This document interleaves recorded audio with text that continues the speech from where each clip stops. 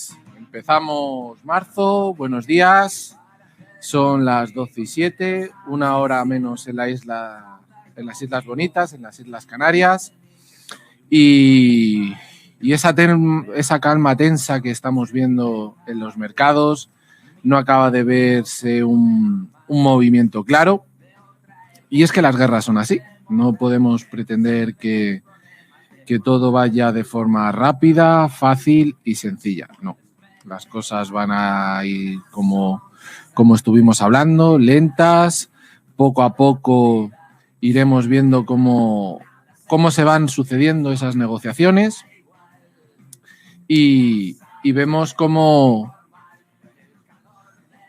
el tema se va resolviendo, porque es complicado. Es complicado el tema, no hay una resolución clara, hay demasiados intereses interpuestos, ¿no? En fin, temas a tratar hoy. Pues vamos a tener tema macro con Ucrania y poco más, porque no hay más noticias importantes así en el horizonte. Pero bueno, veremos que hay alguna, y luego posteriormente pues vamos a entrar en el apartado de educación financiera.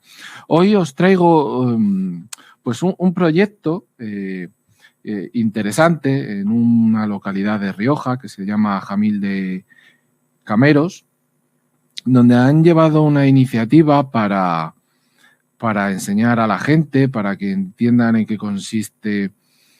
Podemos decir lo que es un creador de contenidos, que es la palabra que se utiliza habitualmente, y bueno, creo que puede interesar, e incluso podéis luego pasarle la información a gente de vuestro entorno que le puede servir, o a chavales que quieran dedicarse a ese mundo y no sepan bien cómo empezar, cómo dirigirse. Pues bueno, es una iniciativa sobre todo que al final viene a mejorar lo que estamos conociendo como la España profunda, esa España de pueblos, de comarcas que se están viendo cada vez más solitarias de todos los servicios, y es una idea que, la verdad, entraremos en más detalle. Y luego, lo que se quedó ayer en el tintero, que fue la parte de la hipoteca inversa, y en qué consiste, y sobre todo también al final relacionarlo pues con la planificación financiera.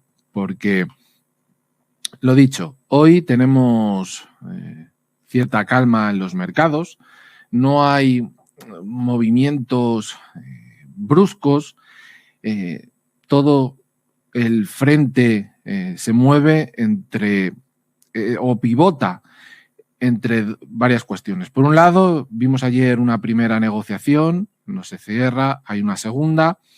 Entre medias sale el presidente de Ucrania pidiendo su integración dentro de Europa, con lo cual ese puede ser un paso siguiente a entrar dentro de la OTAN.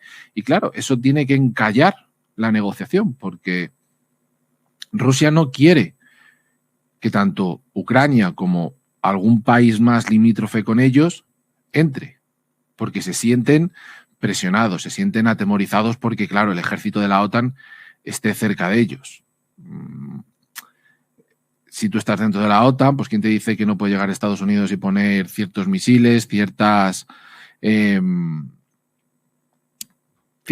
cosas allí cerca de los rusos? Pues entiendo su miedo. Entiendo, aquí tenemos que ser claros, podemos entender su miedo de que se sientan presionados. Pero, como se suele decir, hablando se entiende la gente.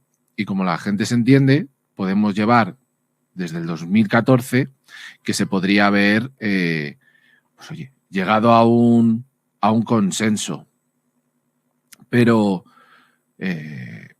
si desde el 2014 los dirigentes que saben, que son Francia, Alemania, Reino Unido, Holanda, Austria, Italia, España, no nos sentamos con esta gente y buscamos soluciones, consensos, pues es complicado.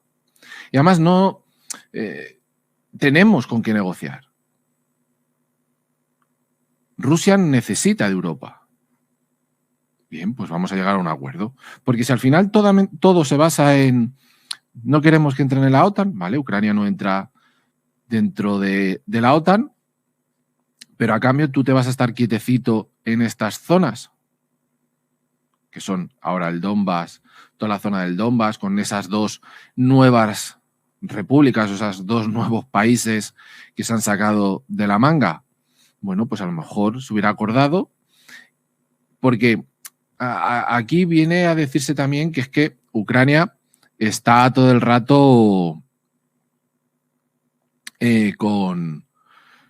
bombardeando esa zona por los prorrusos, etcétera. No sabemos quién fue primero de los dos el que atacó. La cuestión es que Rusia, por mucho que diga su constitución, por mucho que quieran hablar de que no, es que allí hay un genocidio, etcétera, lo que tiene que hacer Rusia es a lo mejor ir a los estamentos, vamos a decir, entre comillas, oficiales, no porque a ellos se le plante, y decir, mira, está sucediendo esto y tenemos las pruebas. Y ahí veremos qué puede ocurrir, pero eso no es lo que ha sucedido. Entonces, de forma unilateral, pues nos encontramos en esta situación. Situación en la cual pues salimos todos perjudicados. Vamos a ver una inflación que se dispara. Ya la tenemos en el 7,4.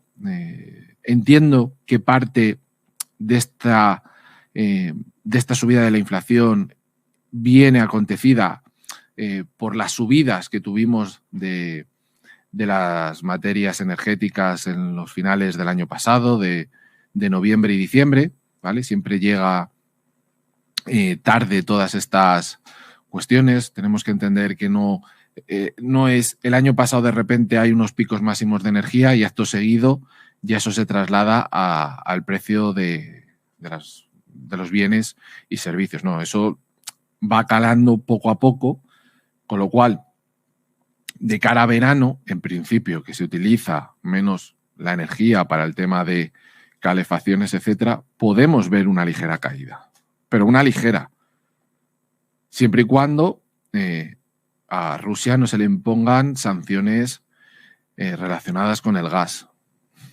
Esa va a ser la solución. Y luego, por otro lado, entre Rusia y Ucrania mueven el 40% del mundo del trigo.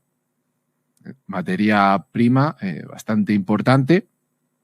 Y si tenemos en cuenta que empieza a haber sanciones o Ucrania por el tema de la guerra no puede exportar, los precios se van a encarecer. Así que, en definitiva, aquí lo que particularmente lo que tenéis que empezar a preguntaros es, cuando yo voy a hacer inversiones, quiero ser lo que se conoce ahora como inversor responsable, socialmente responsable, o a mí lo que me importa es ganar dinero, solamente son negocios. ¿Por qué digo esto? Porque lo vamos a analizar de cara a mañana. Vamos a ver cómo están las empresas relacionadas con el tema de la guerra en general, desde distintos sectores, pero al final relacionadas con el armamento, y posiblemente estén creciendo y estén ganando dinero desde hace muchos años. ¿Es ético? ¿No es ético? Son empresas que cotizan. Igual que hay empresas de tabaco, hay empresas de alcohol, hay casinos. Es una industria más. La cuestión es, cada uno de nosotros, como inversores particulares, ¿queremos ser socialmente responsables? ¿Tenemos conciencia? No queremos tener conciencia, como os he dicho. Nosotros con esta guerra, a nivel particular, ojo, hablo, ¿no? Institucional lo doy por hecho. Tenéis que entender que se puede ganar dinero cuando los mercados suben, pero también cuando los mercados caen. Y muchas veces se gana más dinero cuando caen. Y tú dirás, ¿se pueden abrir posiciones cuando sube, pero también se pueden poner posiciones cuando los mercados bajan? Sí.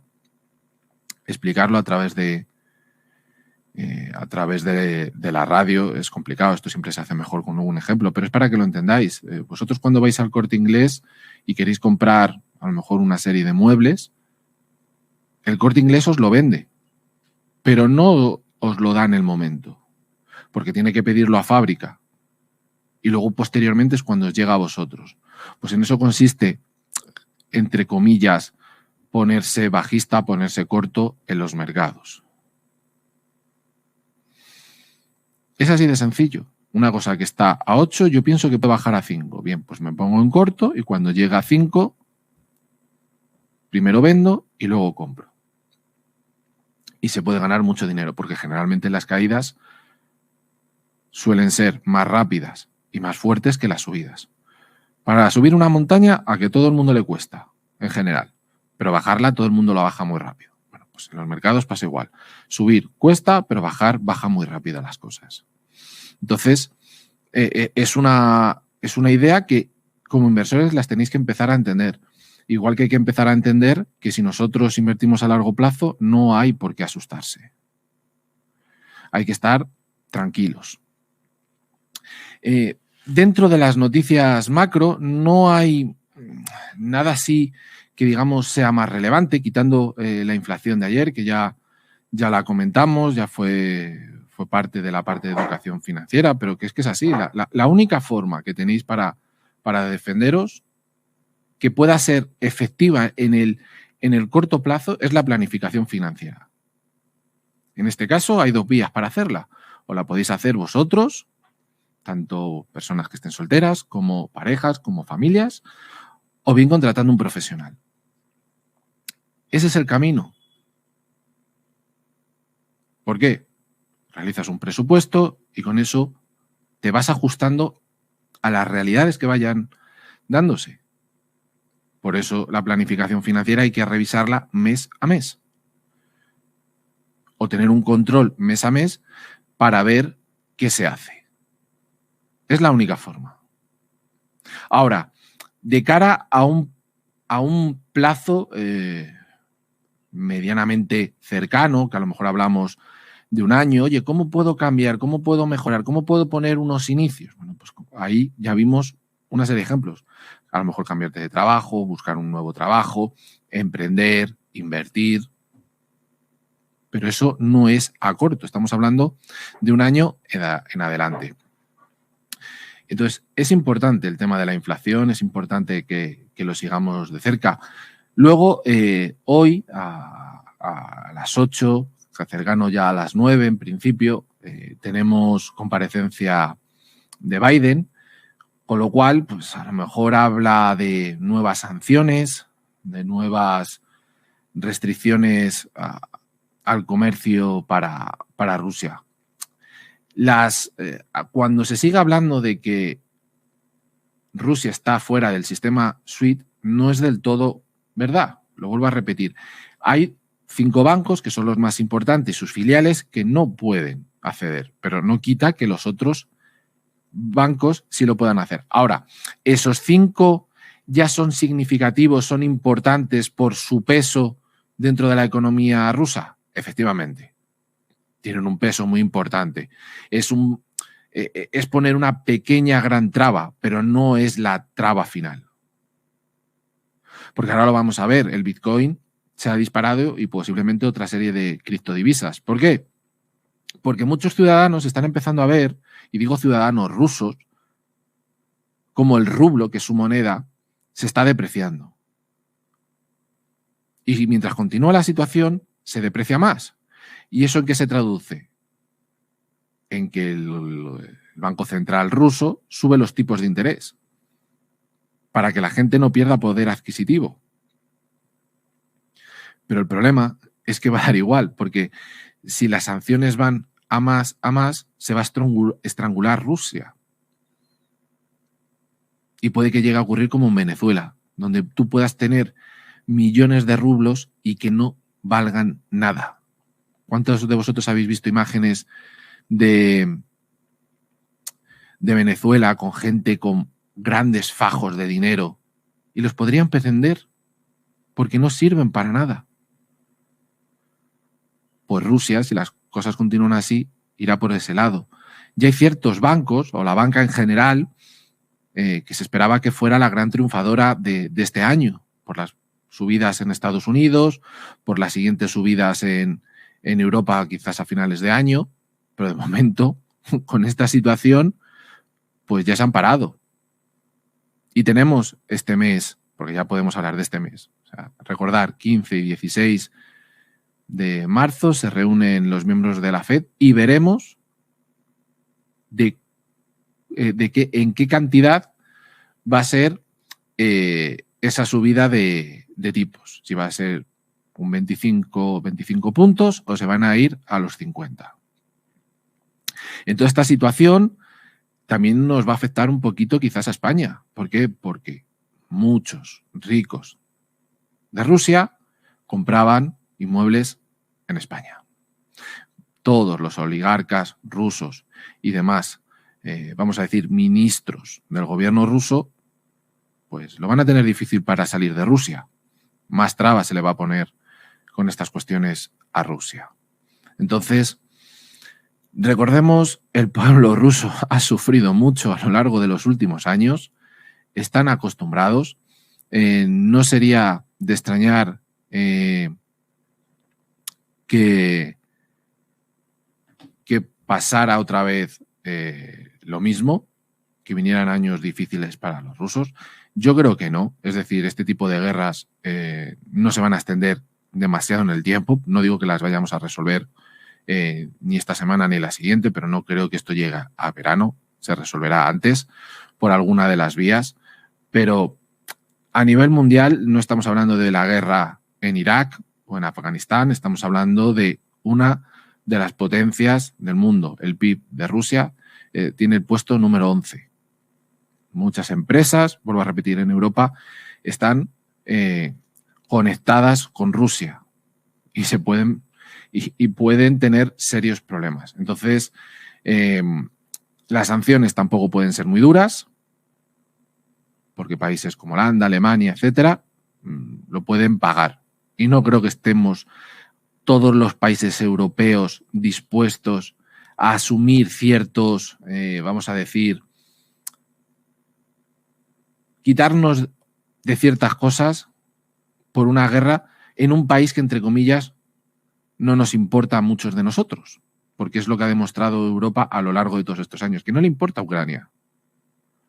Sí, estamos mandando ahora armamento, etcétera, etcétera, pero la situación es la que es.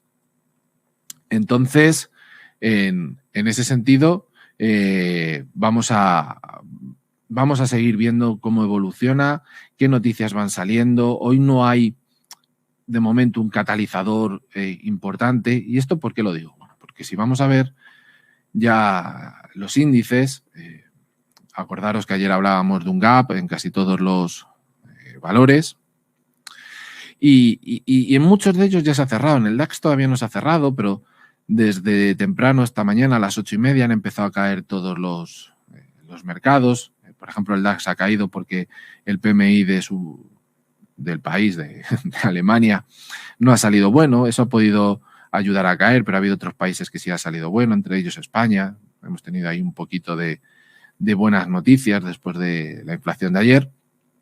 Pero aún así esa caída no deja de ser un poquito, bueno, hemos tenido jueves mega caídas de los mercados, viernes de júbilo, no, lo siguiente porque ya empezaban las sanciones, apertura del domingo con el lunes de la madrugada, caída, ayer empieza a recuperar durante la noche, se queda lateralizado y bueno, volvemos un poquito a la realidad, que es que estamos en guerra y que las consecuencias, como estás viendo, no afecta solamente a Rusia y a Ucrania, sino que va a afectar a muchos países, de forma directa o indirecta.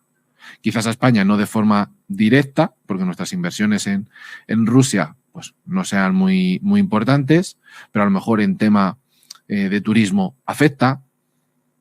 Ya se hablaba de que muchos turistas rusos se van a ir a Turquía.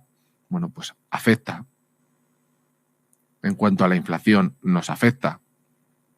Entonces, esa situación ¿Qué es lo lógico? Que haga caer los mercados. No al mismo ritmo que vimos el jueves, no, por supuesto, pero sí poco a poco de forma lenta.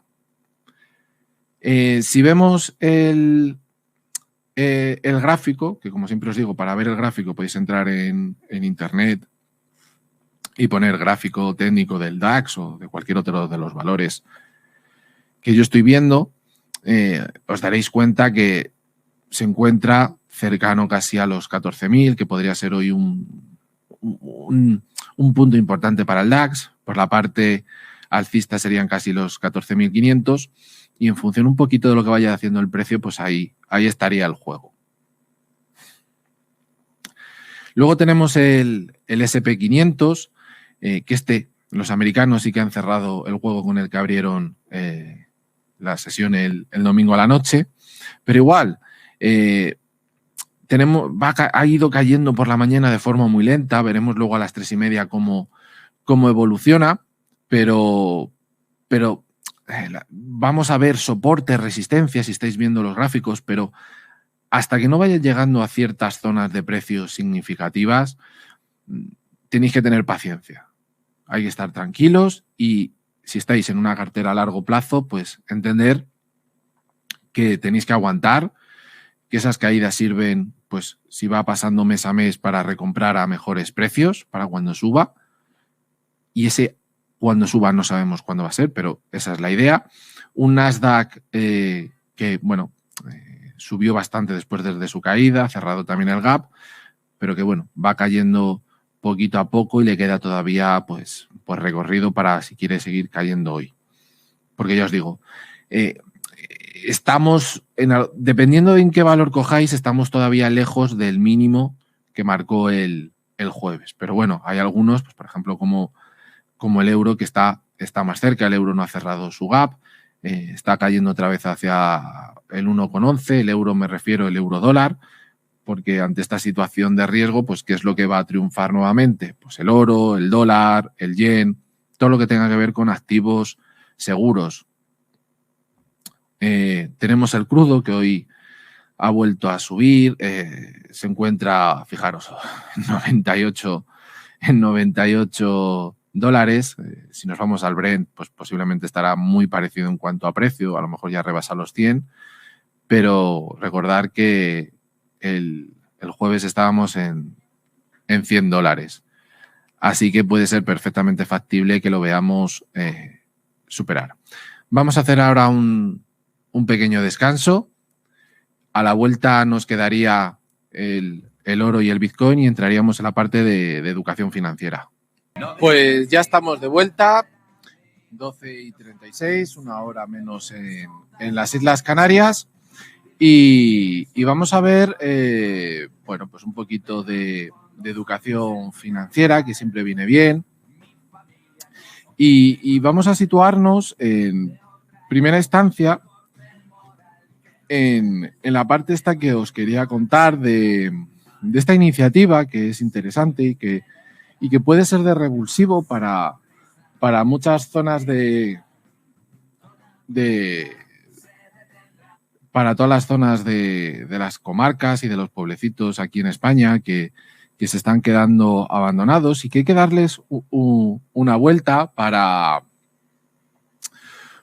que no se queden vaciados. Y yo creo que es que muchas veces los políticos no se dan cuenta de que tienen que hacer cosas, ¿no? Vemos como ciertos partidos, como ahora creo recordar que se llama Soria Ya, pues empiezan a sacar votos. ¿Por qué? Porque la gente de esas localidades están, vamos a decir, tristes de ver que es que se van quedando sin servicios. Es decir, todas las personas ancianas que vemos que viven en los pueblos y se van cerrando las sucursales bancarias, pues es un problema. Es un problema muy, muy importante, porque la gente, pues más o menos, que a día de hoy todavía tiene 50, 60 años, todavía se saben o pueden llegar a manejarse con las nuevas tecnologías. Pero claro, si en esos pueblos, muchos de ellos, las personas pues tienen bastante más edad y les quitas las sucursales, poder acceder a lo que ellos necesitan se complican. Además es que están habituados a una atención de una determinada forma, que es personal, ver a las personas, dialogar con esas personas. No digo que sean amigos, pero sí que haya hoy un trato, entre comillas, personalizado y cercano. Y no tener eso es un problema. Es un problema porque esas zonas vaciadas, si no se pone industria, no me refiero a fábricas solo, me refiero a que pueda haber un cierto tejido industrial. La gente se va y se va a zonas pues como Madrid, Barcelona, Valencia, Málaga, Sevilla, Valladolid, a ciudades, quizás me falta alguna por ahí, pero para que me entendáis, la gente se va. Y yo cuando pienso en otros países, Alemania, Francia, Estados Unidos, ves cómo, no digo que no sucedan estas cuestiones, claro que suceden, pero lo que es la industria, el peso de distintas industrias, se reparten por distintas zonas. Con lo cual, pues no hace falta que, digamos, todo el mundo tenga que venir a Madrid, a la capital, a encontrar esa oportunidad. Porque sabe que, bueno, puede crear un negocio donde ellos viven y a lo mejor no estamos hablando de que vayan a ser los siguientes Steve Jobs, pero pueden tener un negocio que sea al final el típico negocio o emprendimiento que es para ganar un sueldo. Bueno, perfecto. Pero un país como el nuestro, que tenemos el privilegio del clima, no le sacamos partido. Yo cuando pienso que tenemos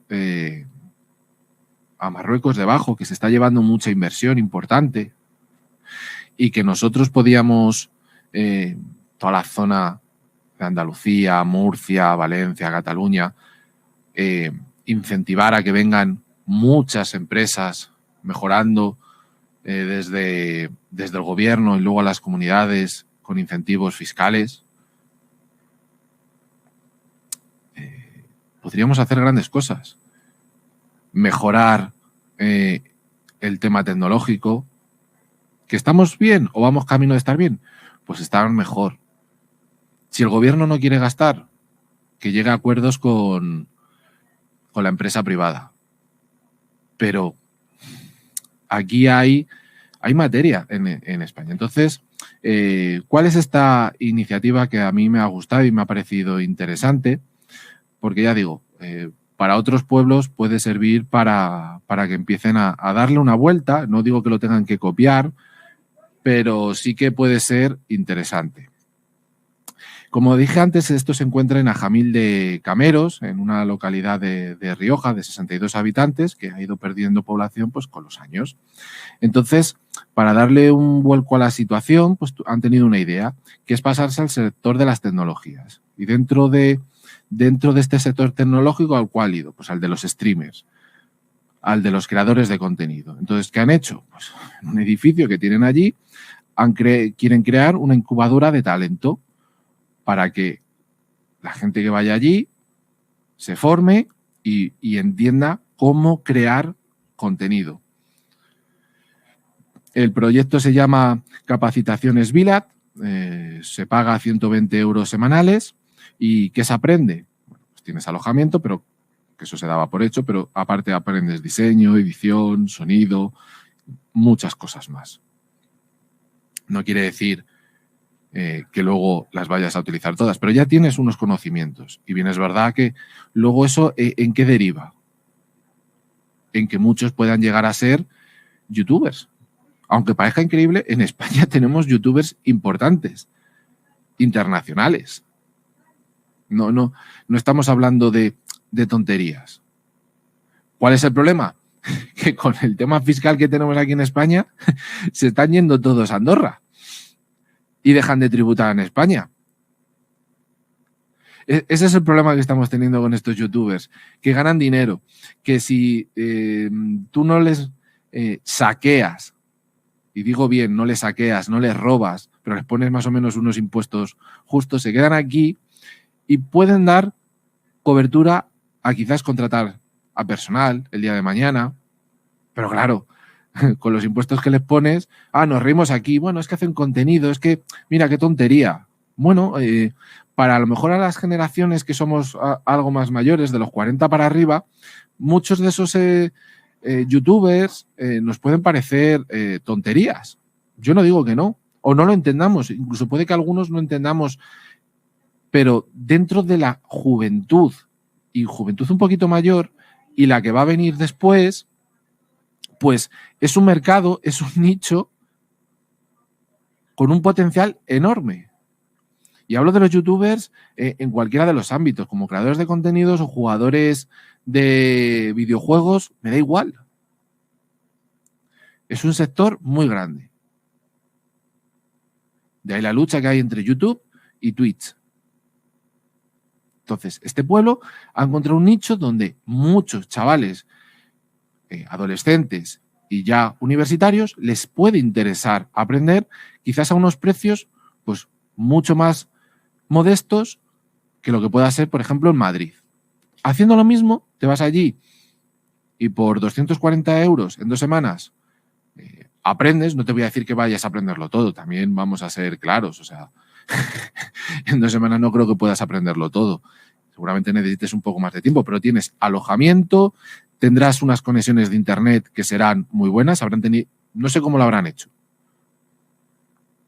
porque ya sabemos que en las comarcas suele fallar el internet o la cobertura, pero entiendo que tendrán muy buenas conexiones para poder vender este servicio. Entonces, es interesante, y es interesante trasladar esta idea a otros municipios, el teletrabajo. Se hablaba de que con el COVID el teletrabajo iba a llegar, se iba a instaurar, iba a fortalecerse.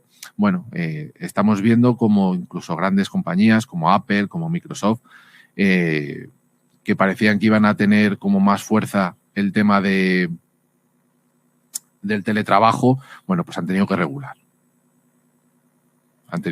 No sé si con el metaverso el día de mañana volveremos al final a tener más teletrabajo, pero bien es verdad que, bueno, gran parte del teletrabajo que se esperaba que iba a haber, pues bueno, se ha echado para atrás. No digo que no pueda haberlo en ciertos sectores, pero en otros muchos pues ha tenido que dar un paso para atrás.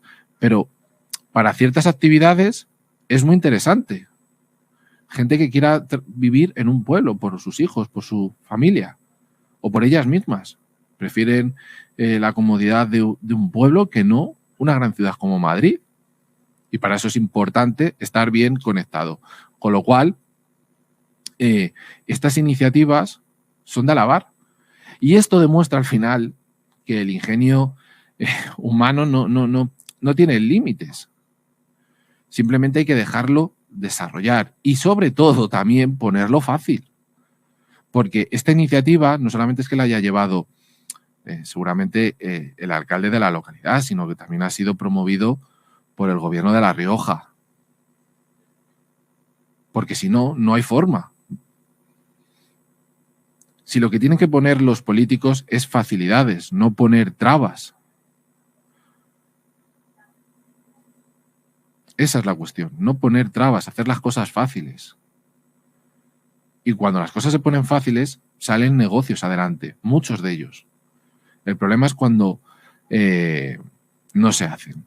La iniciativa esta, ya para terminar, es para gente a partir de 16 años en adelante. Y creo que ya os digo que es de admiración que quieran dar ese paso. Y ya por último, vamos a entrar en la recta final con lo que es una hipoteca inversa. ¿En qué consiste? Y es un préstamo especial que se le da generalmente a los mayores de 65 años. ¿Para qué? Pues suelen ser gente que por algún motivo la jubilación no les llega y necesitan liquidez. Entonces, el banco utiliza como garantía para ese préstamo pues la casa. No es una hipoteca o esa rehipoteca que estamos pensando. No se trata de eso. Entonces, ¿en qué consiste? Bueno, pues la persona que contrata una hipoteca inversa sigue viviendo en esa casa. En principio, ¿hasta cuándo sigue viviendo en esa casa? Pues hasta que fallece. Lo que pasa es que la cuantía que puede pedir, lo que puede hacer con ella es recibirla del tirón, no tiene que devolverla, no tiene que ir pagando una cuota de forma mensual o bien puede recibirla mes a mes. Ahí es como quiera. La importancia, que no pierde la casa, como ocurre con otras hipotecas. Lo que sí que hay que tener en cuenta es que lo que suelen hacer los herederos es cuando esta persona ha fallecido, pues puede vender la casa y con ellos devolver el préstamo más los intereses. Hemos dicho que no hay una amortización todos los meses, es decir, no hay una cuota, pero sí que hay unos intereses que hay que pagar. Entonces, en ese sentido, los que heredan pues pueden vender la casa, no hay ningún problema, y luego pagarían pues eso, el préstamo más los intereses. ¿Que sobra algo de dinero? Pues ya se lo quedan. Otras veces que suelen hacer lo mismo, si vender la casa tiene la misma equivalencia que lo que se tiene que devolver al banco, a la entidad financiera, pues se lo da y punto. En ese sentido, poco más se puede hacer. Las razones que sirven para cubrir, que se piden, para las que se piden estas hipotecas, pues pueden ser desde diferentes necesidades. En este caso, generalmente es o bien para cubrir el hueco que hay entre la pensión que les ha quedado en relación a su sueldo. Entonces, piden la hipoteca y lo que van haciendo es pues ir repartiendo ese dinero que le dan mes a mes para cubrir ese hueco. Y sobre todo, donde quizás sea el mollar, donde haya más problemas, pues sea en el tema de cuando empezamos a empeorar de salud y ya no podamos quizás mantenernos por nosotros mismos, haya que contratar enfermeras, etcétera, o seguros especiales, bueno, una serie de cuestiones, con lo cual ahí, ante esa falta de dinero, porque eso al final es dinero, se piden las hipotecas. Ahora bien, ¿es el mejor camino? ¿Es la mejor solución? Pues la realidad es que no. Y tú dirás, ¿por qué no es la mejor solución? Pues muy sencillo.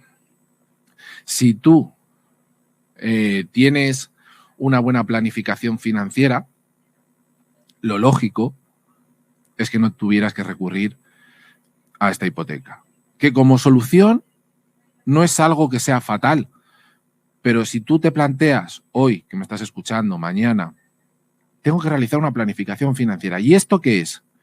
Establecer unos objetivos vitales. Ah, muy bien. Los escribo y los cuantifico y voy a ver cómo los puedo lograr. Luego realizo un presupuesto. En ese presupuesto voy a ver qué activos tengo, qué pasivos, qué ingresos, qué gastos. Ah, ¿cuánto ahorro? ¿Cómo lo optimizo para así poder pasar a la siguiente fase de la planificación? ¿Qué es la qué? La protección, los seguros. Bien, aquí también voy a pasar rápido. Y llegamos a la importante. ¿Cuál es? ¿Qué jubilación quieres tener? Yo es que lo fío todo a lo que estoy pagando como autónomo. Yo es que lo fío todo a lo que se queda el gobierno de mi nómina para mi jubilación. Bueno, si lo quieres fiar todo eso, ¿es lo mejor o es lo peor? Pues no es lo mejor, ya te lo digo yo. ¿Por qué? Porque vas a cobrar menos que lo que es tu salario. Eso siempre va a pasar así. Con lo cual, aún así, tienes que buscar un complemento para cubrir ese hueco. Entonces, tienes la siguiente opción. Yo quiero mantener mi poder adquisitivo cuando llegue a la jubilación. Y es más, como soy consciente de que voy a ir o voy a tener una salud cada vez, pues hombre, poquito a poco peor, y mis gastos, porque la gente piensa, no, es que cuando te jubilas tus gastos bajan. No, no. se mantienen quizás durante un tiempo, pero luego suben. Pues ante esa circunstancia, ¿no sería mejor voy a buscarme yo cómo tener mi planificación financiera y cómo tener mi jubilación? Y si luego resulta que mis aportaciones al Estado me dan una pensión, pues que sea el complemento. Quizás ese es el punto de partida en el cual hay que reflexionar, porque si hacemos este esquema y trabajamos en este esquema mes a mes, año a año, vamos a ir obteniendo, a poco que hagamos unas inversiones, no tienen que ser con mucho riesgo, inversiones modestas, pero en las cuales vamos reinvirtiendo lo que vamos ganando. Ahí es donde entra la fuerza del interés compuesto. Lo que vamos a obtener es, cuando lleguemos a nuestra jubilación, un buen pellizco, un gran pellizco. Todo va a ser también dependiendo de la capacidad de cada uno. Pero en función de cada uno va a ser dinero. Con lo cual, la idea que te quiero transmitir desde aquí es ponte ya, no lo dejes pasar más. ¿Que este producto financiero de la hipoteca inversa es una idea buena e interesante? Sí. Pero lo que te den por la hipoteca a lo mejor es suficiente para las necesidades que tenga esa persona o esa familia. Ahí es donde empezamos a ver los problemas. Ahí es donde empezamos a ver los problemas. Bueno, con esto por hoy hemos terminado. Mucho cuidado con las inversiones, mucha calma. Espero que tengáis un buen día y nos vemos mañana. Un saludo.